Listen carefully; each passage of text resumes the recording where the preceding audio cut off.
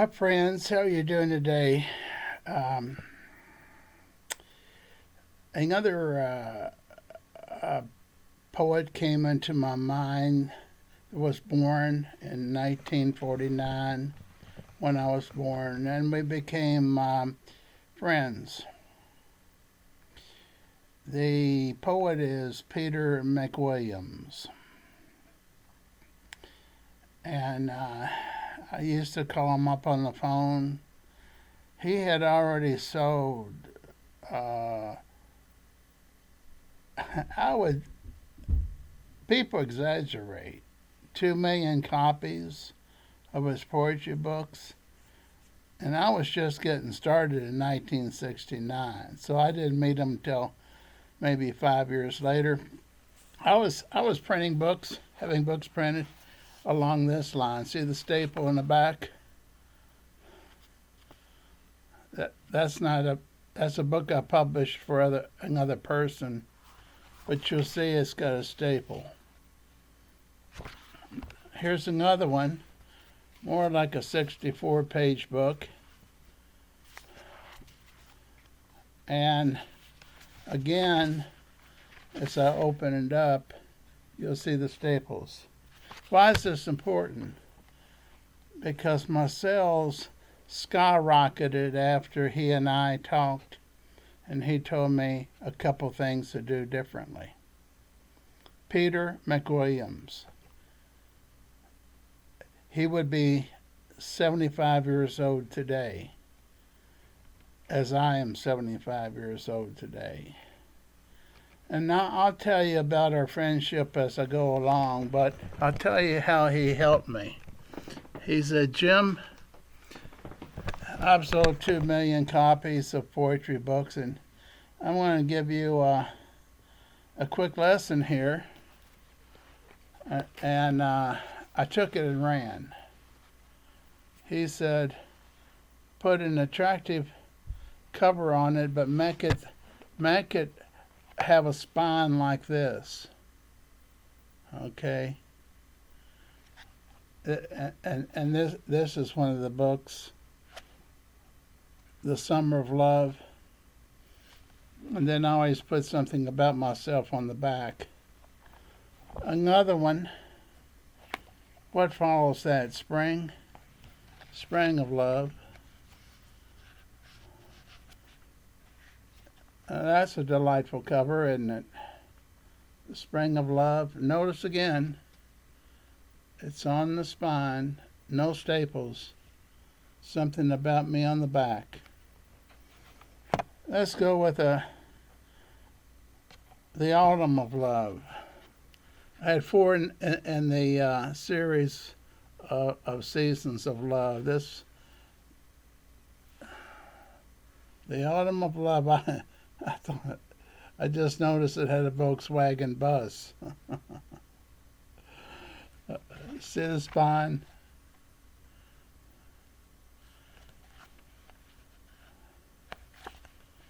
Makes all the difference in the world.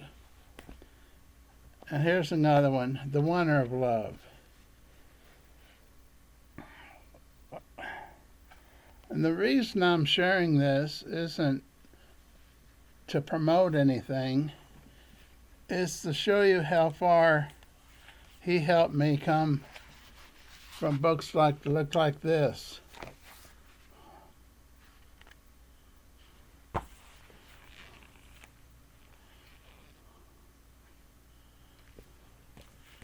When I switched over to the spine, and the second thing you need to do is get a good cover, photograph, or some type of graphics. He used graphics on his. He never used photographs. Okay, so that was. I had already sold a couple printings of my third book, which was called Touching You, Touching Me. But when I changed the cover, I don't have it here. We'll catch it next time we do a video. We went through 7 printings, and I was printing 5,000 per printing, 5,000 books per printing, selling nationwide in all the chain bookstores, gift shops, campus stores, and in some countries that, such as Canada and England and South Africa. So I mention this because he was a step ahead of me, and he sold millions, and I sold less than a million. Because during the Vietnam War, somehow or other, people stopped buying poetry. It was just like flipping off the switch. Now, this whole video is going to, from now on, be not on books, but on Peter McWilliams, how kind he was. I could call him up on the phone, he'd always talk, even before we met each other, because I got his books from Spencer Gifts or someplace like that, and it was on a rotating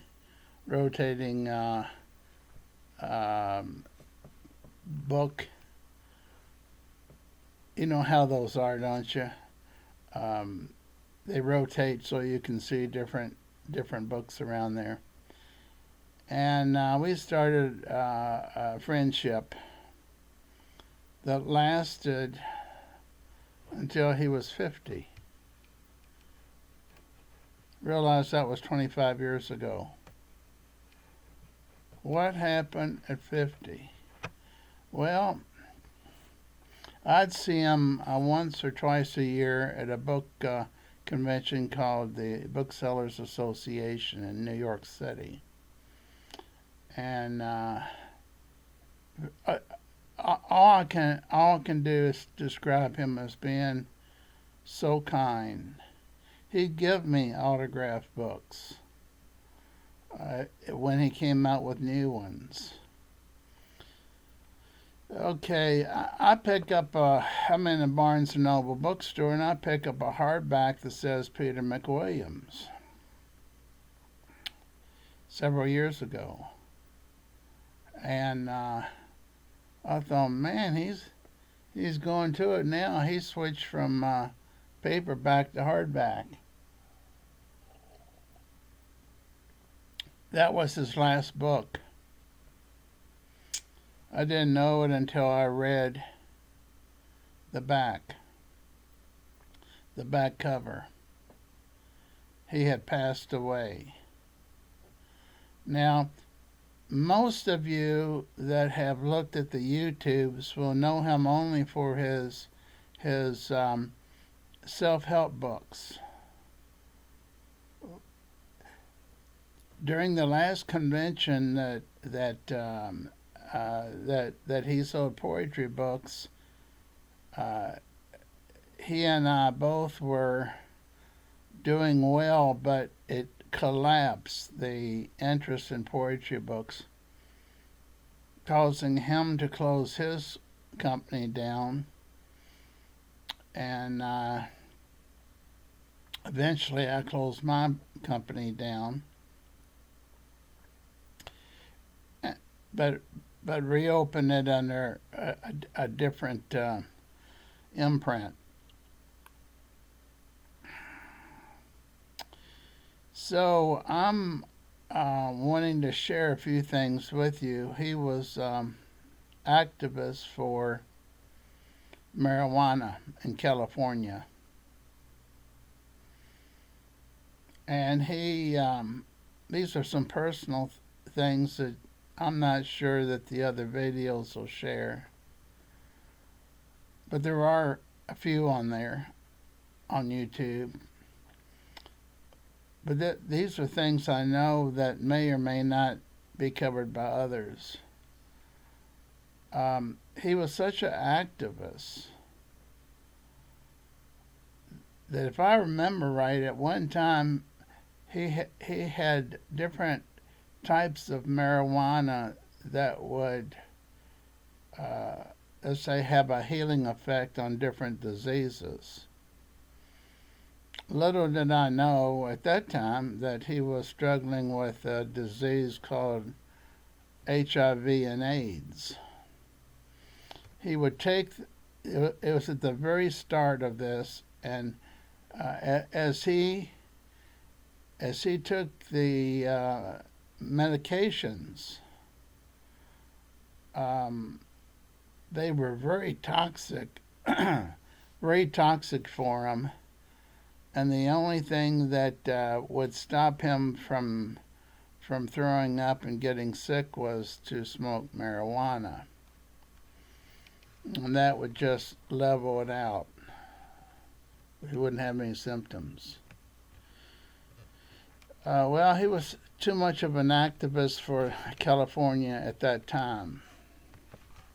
Remember, we're going back over 25 years. That book was published 25 years ago that said he had died. And what had happened was that each day they would come and check to be sure. They put him on probation for being an activist for marijuana. And every day, someone would come by and give him a drug test. If it was clean, he was left to stay in his home. If it came back positive for THC, marijuana, they had a special place for him in the either the county jail or the county big house, state big house. So he wasn't touching marijuana, and that was the very thing that would stop side effects for these crude drugs that was supposed to keep him from dying. Then one day they came to check on him, and he had died because he had vomited up from taking the drugs and couldn't breathe. He was dead because they wouldn't allow him to smoke marijuana. Don't know if you know that, but I didn't see it on 2 or 3 other YouTubes that I looked at yesterday. And they kept his books in print. His mother did. His mother's name was Mary McWILLIAMS. I was looking her up on Google to see if she was still hanging around, because we corresponded just a tiny bit after his death. And I was wanting to make a connection with her again by phone. Well, I'll have more next time. I've got a stack of his books somewhere in the basement, and they're autographed. I'll show you his poetry, because what most of you know him for is the series called Do It.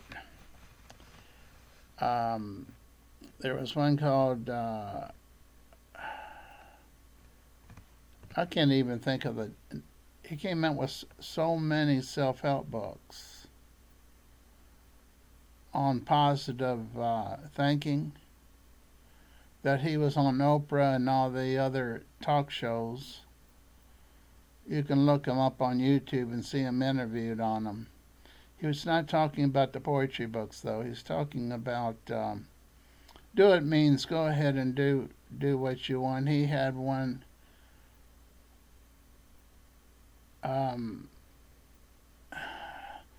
He was the first to come out with computer books that sold well because he put cartoons in them.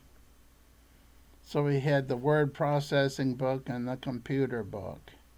Though that was before the psychological type books came out. Life 101 was the first book of the mental health genre. Is that what they call it?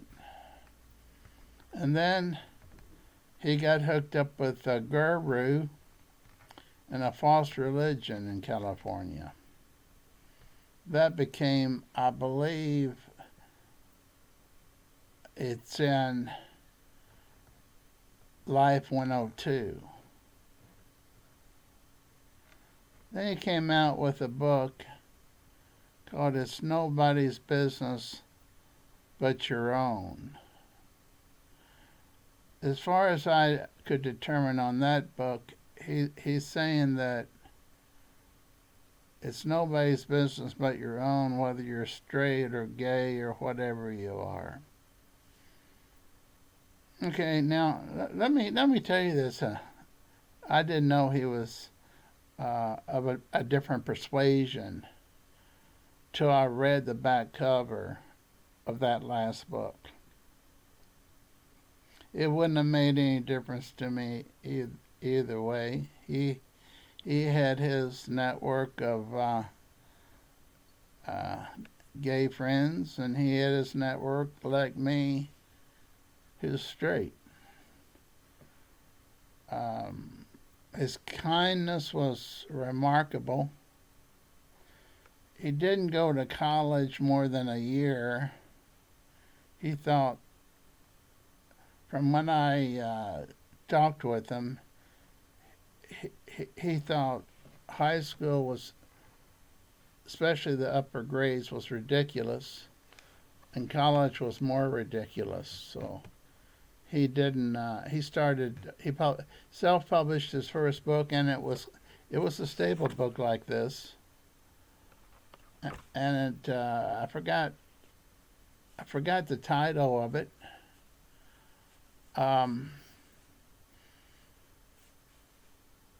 He'd have interesting titles like "Let's Fall in Love Together," and I can't think of them all. As you can tell, this is free flowing right now.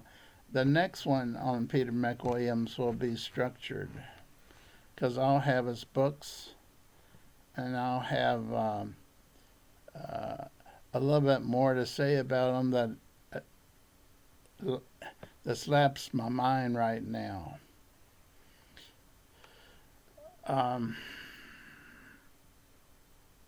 The other videos I watched, they were good, but it only tapped the fact that he wrote self-help psychological books, which was toward the end of his journey. I knew him at the beginning of his journey when he was selling so-called millions of copies of poetry, and never even thought about writing any other types of books. So there we go. You know a little bit more about him. You know a little bit more about me. Feel free to leave any comments if you are one of his followers or know of him or want to ask a question. I'll try to get back as soon as I can. God bless you. Have a good day. It's Sunday here. Take care.